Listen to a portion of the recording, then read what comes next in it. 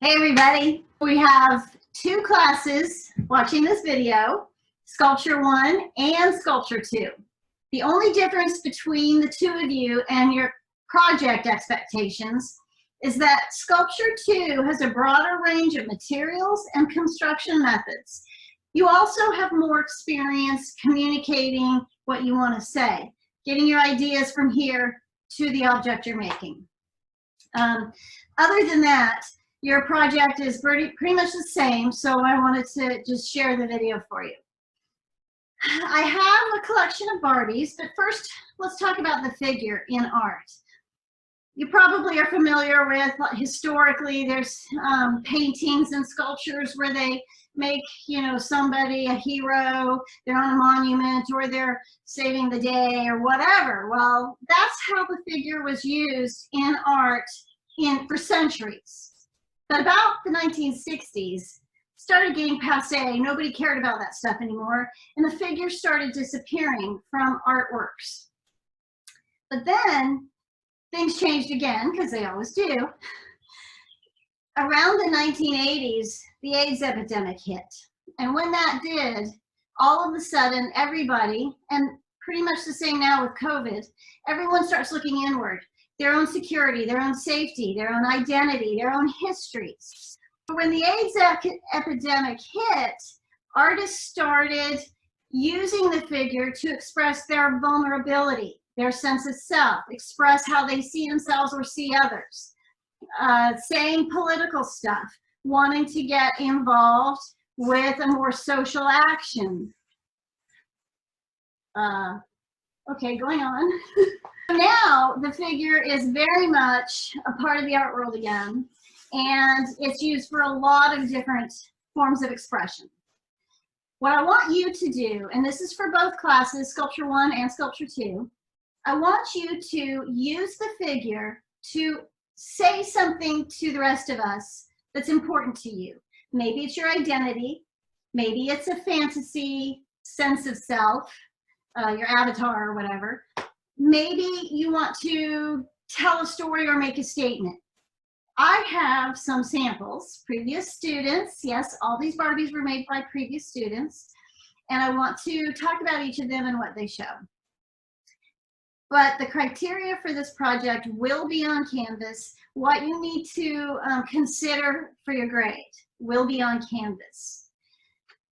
So looking at these Barbies, what I have, and sorry, I don't have any Kens. I do have students who use the Ken doll instead of the Barbie, and sometimes both, putting them together. That's really cool. This one is just a Barbie, but the legs were removed and another Barbie's arms put on, so now it's a four-armed Barbie. And a tail was added. So let's see if you can see that. There's a tail. And as you can see, this Barbie has a lot of hair. The artist, wannabe, the student, was considering herself, her sense of body, her body image, and wanted to communicate the difference between beauty and monster, maybe. Here's another body image, sort of. It's the torso. It's the Barbie made beautiful. Peacocks are sort of an image of beauty. I think a lot of people around the world would recognize that. So her decision to take peacock feathers and make her all grand and dye the hair to look like the peacock feathers, she took the legs off and she used paper mache and just built it up and created a new torso form that might be a little bit bird-like, which is very enjoyable. We like that. It communicates beauty. It communicates an altered sense of self. Okay, let's see. Lay her down. Here's another one. What's going on? Oh, okay. So this Barbie, as you can see, has many, many arms. And the student chose to suspend her. And we'll talk about presentation in a minute. It really matters. In this case, there's not a lot of stuff happening, but the repetition, which is an element you should already know by now, has created a uniformity and interest. It's utilized here to create wings, but obviously a lot of Barbies were used to get all that many arms, right? And then the construction method.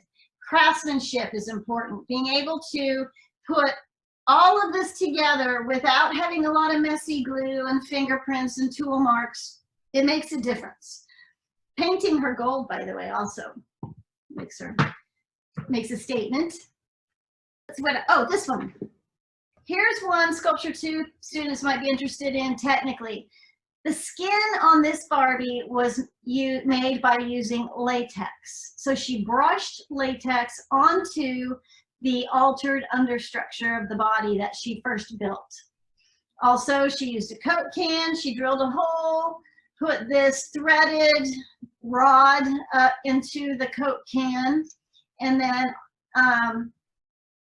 back down into the base.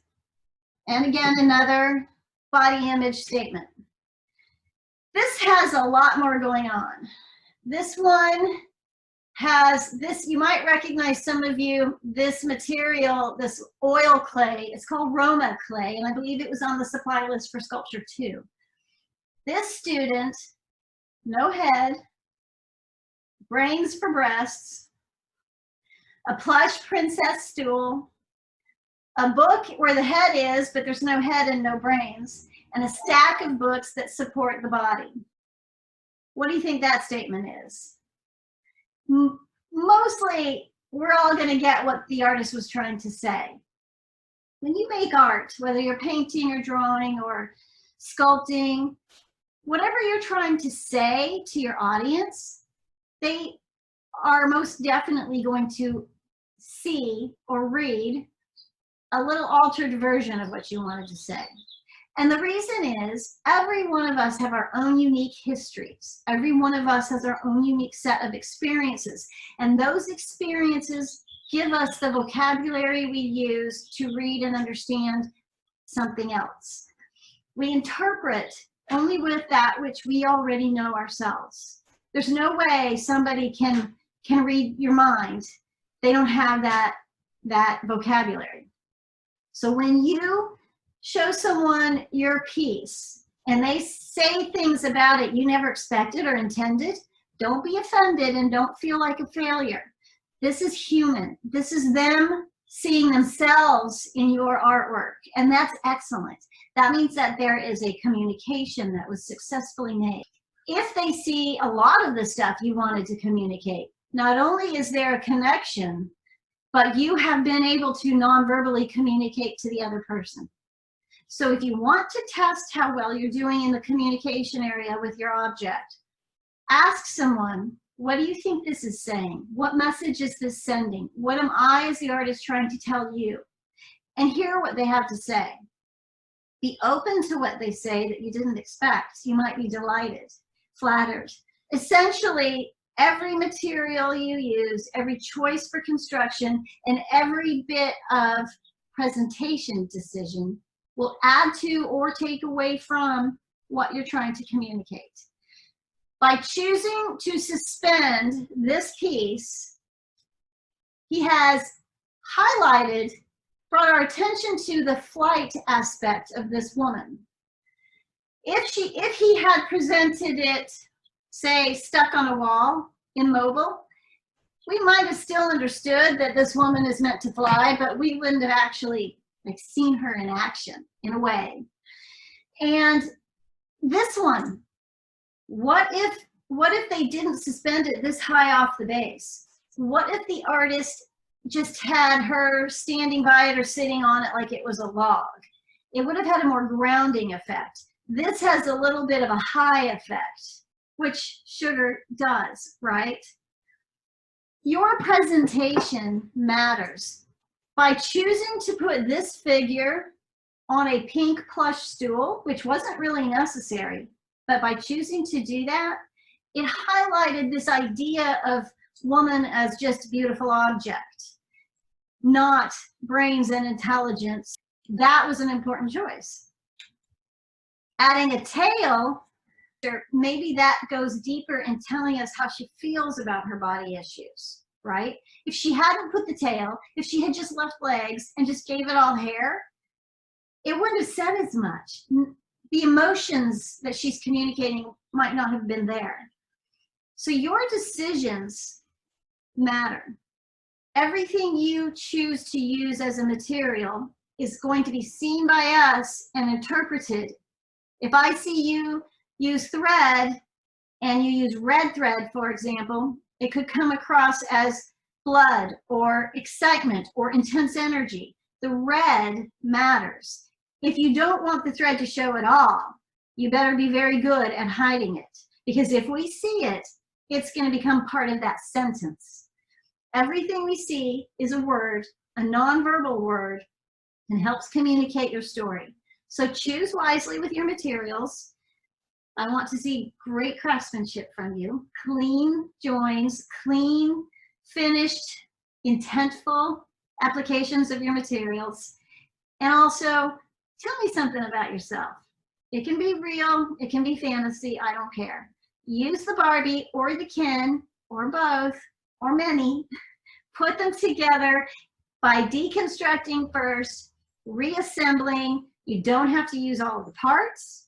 You can use parts of parts, add other materials, and just go crazy. Have fun. Push the boundaries, but try and tell us something with your figure. Okay? You know where I am if you've got questions. Email me, post it on Canvas, whatever you need to do. I'm here. Have fun.